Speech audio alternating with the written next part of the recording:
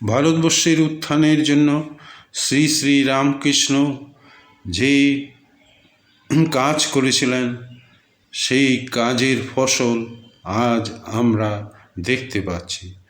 নবভারত, আধুনিক ভারতকের রচনা তাঁর হাত দিয়েই হয়েছিল।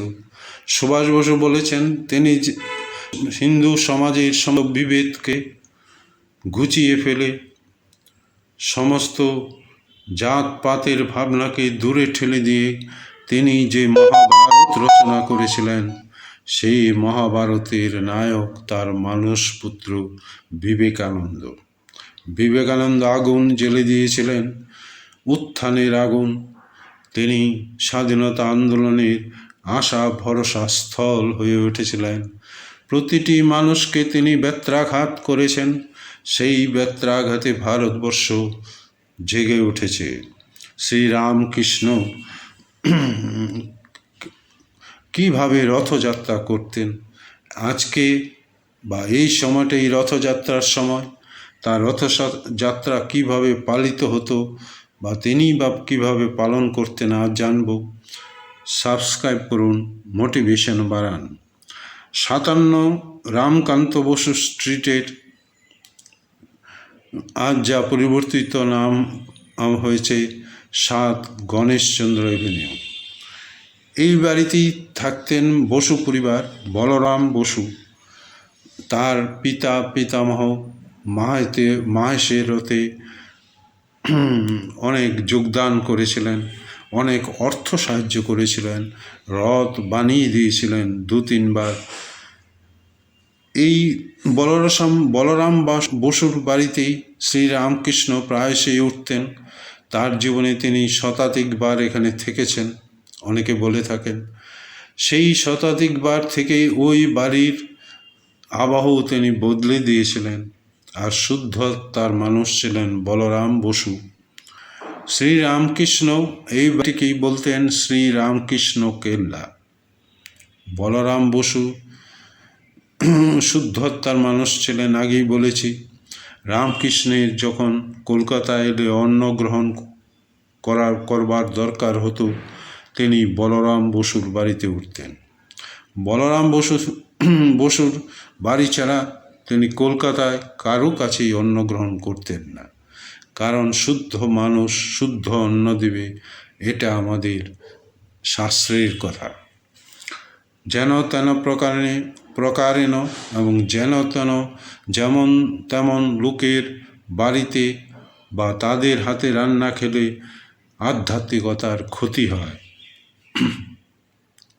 রামকৃষ্ণের সাথে বলরাম বসুর দেখা হয় প্রথম দক্ষিণেশ্বরে। তার পরবর্তীকালে তার অন্তরঙ্গতা বাড়তে থাকে। তার বাড়িতে তিনি লুচি মিষ্টি দিয়ে মূলত আহার করতেন, কিন্তু তার কাছে বলরামের অন্ন ছিল শুদ্ধ অন্ন। তার নির্দ্বিধায় একমাত্র বলরাম বসুর বাড়িতেই তিনি অন্ন গ্রহণ করতেন। শতাধিকবার তিনি এই বাড়িতে এসেছেন, আগেই বলেছি। প্রতি বছর রথের সময় শ্রীরামকৃষ্ণকে বাড়িতে নিয়ে আসতেন বলরাম। তবে এই বাড়িতে শ্রীরামকৃষ্ণের রথোৎসবে অংশ নেওয়ার পূর্ণ বিবরণ পাওয়া যাচ্ছে মাত্র একটি ক্ষেত্রে। সেটি কোন বছরে তা নিয়ে সংশয় রয়েছে। মৃতের সূত্র অনুযায়ী 1884 সালের 3রা জুলাই বৃহস্পতিবার তিনি বলরাম বসুর বাড়িতে এসেছিলেন। বাড়ির রথোৎসবে অংশ নেন রামকৃষ্ণ ঠাকুর। অন্যদিকে লীলা প্রসঙ্গের মতে 1885 সালে সুজা রথের দিনে রথযাত্রায় অংশ নেন তিনি। দুটো আলাদা বছরে রথযাত্রার উল্লেখ বলে ভাবার কোনো কারণ নেই, কারণ শ্রীম এবং শারদানন্দ প্রণীত ওই দুটি প্রামাণিক গ্রন্থই প্রসঙ্গে পারিপার্শ্বিক বিবরণ পুরোপুরি এক। সেই বিবরণ অনুযায়ী 25শে জুন রথযাত্রার দিন ঠাকুর ঠনঠনেতে ঈশানচন্দ্র মুখোপাধ্যায়ের বাড়িতে পণ্ডিত শশধর তর্কচূড়ামণির সঙ্গে আলাপ করতে যান। এর মধ্যে লীলা প্রসঙ্গের বাড়তি তথ্য যে সুজা রথের দিনই সন্ধ্যায় বলরাম বসুর বাড়িতে তিনি উপস্থিত হন। রামকৃষ্ণ রথযাত্রায় অংশগ্রহণ করেন এবং রাতের বেলায় তিনি এখানে বিশ্রাম নেন। পরের দিন দক্ষিণেশ্বরে ফিরে যান। কথা আমি তো এরপর জানাচ্ছি। এই সুজা রথ থেকেই উল্টো রথ মাত্র দিন 7 মধ্যেই পণ্ডিত শশধর শ্রীরামকৃষ্ণের প্রতি অনুরক্ত হয়ে পড়েন। এর মধ্যেই একবার ঘুরে আসেন দক্ষিণেশ্বরে। এই উল্টো রথের দিন ঠাকুরের নির্দেশে বলরাম বসুর আমন্ত্রণ পেয়ে চলে আসেন তার বাড়িতে। 1885 সালের 14 জুন ক্রথামৃতে বলরাম বসুর বাড়িতে ঠাকুরের রথ টানার কথা আছে। সঙ্গে সঙ্গে লীলা প্রসঙ্গে পারিপার্শ্বিক বিবরণ একেবারেই মেলে না। 1884, 1885 যেই বছরে হোক, সুজার উল্টো রথ দুদিনই বলরাম বসুর বাড়িতে শ্রীরামকৃষ্ণের রথযাত্রার একমাত্র বিবরণ পাওয়া যায়। কথা বেশ সহজ বর্ণনা। শ্রীযুক্ত বলরামের বাটিতে শ্রী শ্রী জগন্নাথের সেবা আছে, একখানি ছোট রথও আছে। তাই তিনি ঠাকুরকে পূর্ণযাত্রা উপলক্ষে নিমন্ত্রণ করিয়াছেন। এই ছোট রথখানি বাটির দোতলার চকমিলান বারান্দায় টানা হইবে। এই প্রসঙ্গে লীলা প্রসঙ্গের বর্ণনাটিও সুখপাঠ্য। বলরাম বাবুর বাটিতে রথে ঠাকুরের আনন্দের তুফান ছুটিত।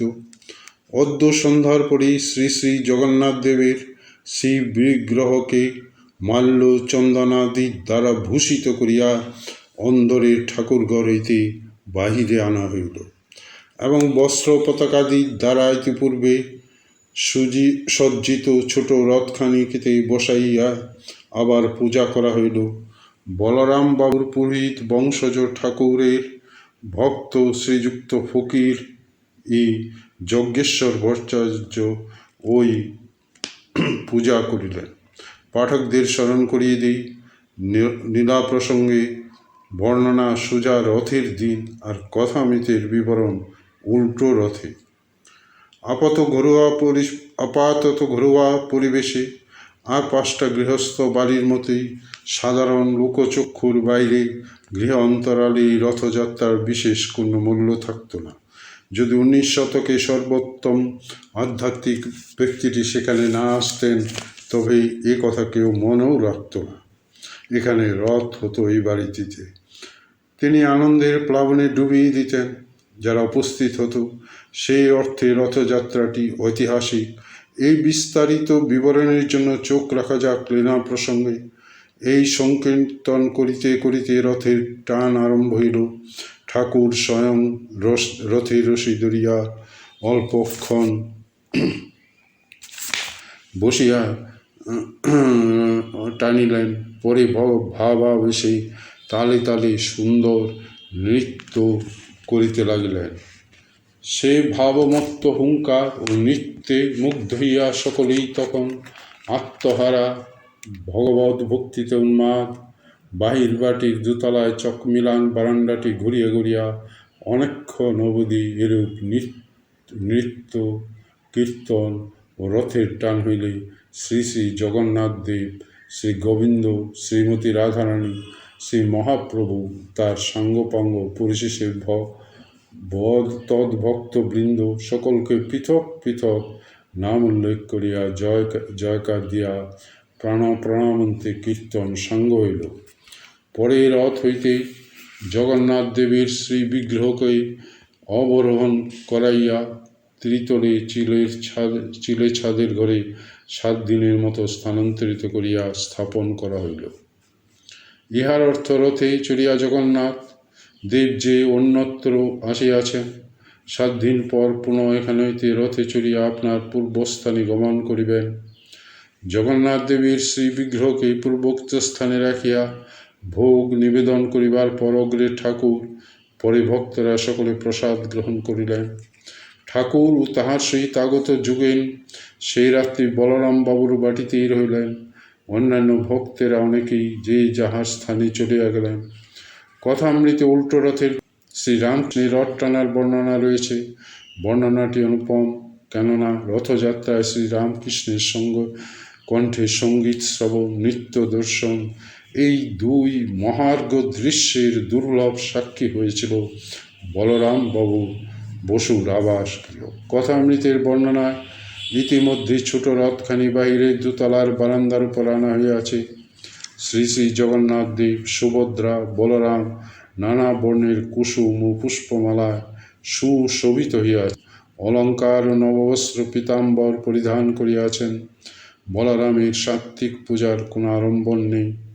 বাহিরে লোক জানেও না যে বাড়িতে রথ হইতেছে। এইবার ঠাকুর ভক্ত সঙ্গেই রথের সম্মুখে আসিয়াছেন। এই বারান্দাতেই রথ টানা হইবে। ঠাকুর রথের দড়ি ধরিয়াছেন। কিয়ৎক্ষণ টানলেন, গান গাহিলেন, নাদে টলমল করে গৌরপ্রেমের হিল্লোলে গান, যাদের বলতে নয়ন ঝরে তারা দুবাই এসেছে রে। ঠাকুর নৃত্য করিতেছেন, ভক্তরা সেই সঙ্গে নাচিতেছেন, গাইতেছেন। কীর্তনিয়া বৈষ্ণবচরণ সম্প্রদায়ের সহিত গানে ও নৃত্যে যোগদান করিয়াছেন। দেখিতে দেখিতে সমস্ত বারান্দা পরিপূর্ণ হইল। মেয়েরাও নিকটস্থ ঘর হইতে প্রেমানন্দ দেখিতেছেন। বোধ হইল যেন শ্রী বাস মন্দিরে শ্রী গৌরাঙ্গ ভক্ত সঙ্গে হরিপ্রমে মাতার হইয়া নৃত্য করিতেছেন। বন্ধুবর্গ সঙ্গে পণ্ডিত রথের সম্মুখে নৃত্য গীত দর্শন করিতেছেন। এখন সন্ধ্যা হয় নাই। ঠাকুর বৈঠকখানায় আবার ফিরিয়া আসিয়াছেন, ভক্ত সঙ্গে উপবেশন করিয়াছেন। 1885 সালের 14 জুলাইয়ের রথযাত্রার যে বর্ণনা কথামৃতে আছে, তার সঙ্গে উপরের বর্ণনার চরিত্রগত মিল রহিয়াছে। উল্লেখযোগ্য যে বাড়তি তথ্যের মধ্যে রয়েছে, সে বছর রথযাত্রায় বলরাম বসুর বাড়িতে উপস্থিত ছিলেন নরেন্দ্রনাথ দত্ত। এর আগের বছর ছিলেন কিনা প্রমাণ নেই। গৃহস্থ ভক্তরা ঠাকুরকে দর্শন করতে, রথের সম্মুখে তার কীর্তনানন্দ করতে দেখতে তাদের পরিবারবর্গকে বলরামের গৃহে এনেছিলেন। যাই হোক, এরপর শশধর পণ্ডিতকে মূলত কীর্তন সম্পর্কে কিছু মূল্যবান কথা বলেছিলেন শ্রীরামকৃষ্ণ। মনে রাখা দরকার, রথযাত্রা উপলক্ষে কীর্তন, সেই কীর্তনকে কেন্দ্র করে তার উপদেশ। সুতরাং এই উপলক্ষে ভক্ত ভগবানের সংযোগের যে সেতু ঠাকুর রচনা করিয়াছিলেন, তার সর্বত্রই রথের বাংময় উপস্থিতি কিন্তু ছিল। শশধর পণ্ডিতকে ঠাকুর বলিয়াছিলেন, এর নাম ভজনানন্দ, সংসারীরা বিষানন্দ নিয়ে থাকে। কামিনী কাঞ্চলের আনন্দ ভজন করতে করতে তার যখন কৃপা হয়, তিনি তখন দর্শন দেন, তখন ব্রহ্মানন্দ। শশধর পণ্ডিতের জিজ্ঞাসা ছিল, কিরূপ ব্যাকুল হলে মনের এই সরস অবস্থা হয়? উপরে উপমা প্রিয় ঠাকুর বলেছিলেন, ঈশ্বরকে দর্শন করবার জন্য যখন প্রাণ আটুপাটু হয়, তখন এই ব্যাকুলতা আসে। গুরু শিষ্যকে বলল, এসো তোমায় দেখিয়ে দিই কিরূপ ব্যাকুল হলে তাকে পাওয়া যায়। এই বলে একটা পুকুরের কাছে নিয়ে শিষ্যকে জলে চুবিয়ে ধরলে। তুললে পর শিষ্য জিজ্ঞাসা করলে, তোমার প্রাণ কীরকম হচ্ছিল? সে বলে প্রাণ আটুপাটু করছে। একথা অনস্বীকার্য যে রথের অধিষ্ঠাত্রী 3 দেবতা জগন্নাথ, বলরাম, সুভদ্রাকে দেখেই ভাবাপ্লুত ঠাকুর বলেছিলেন, ঈশ্বরকে ভালোবাসা এই সার, ভক্তি সার। রাম নারদের কথোপকথনের উপমা দিয়ে বলেছিলেন, নারদ রামকে বললেন, তোমার পাদপদ্মে যেন সদা শুদ্ধা ভক্তি থাকে, আর যেন তোমার ভুবন মোহিনী মায়ায় মুগ্ধ না হই। রামচন্দ্র বললেন, আর কিছু বল। নারদ বললেন, আর কিছুই চাই না, কেবল যেন পদ্মে ভক্তি থাকে। ঐতিহাসিক রথোৎসবে চিরকালীন উপদেশ। বলরাম বসুর বাসভবন রামকৃষ্ণের অজস্রবার পদধূলির জন্য ঐতিহাসিক স্থান হয়েছে। বলরাম মন্দিরে এই রথযাত্রা লোকারণ্য মহাধুমধামময় পরিবেশকে নিঃসন্দেহে চিরস্বর্ণ করিয়া দিয়াছে। বাংলার ইতিহাস লেখা হয়নি। বাংলার যিনি ভারতের জাতীয় জীবন গড়েছেন সুভাষচন্দ্র বসুর কথা, সেই মানুষটি কোথায় যাচ্ছে তার ইতিহাস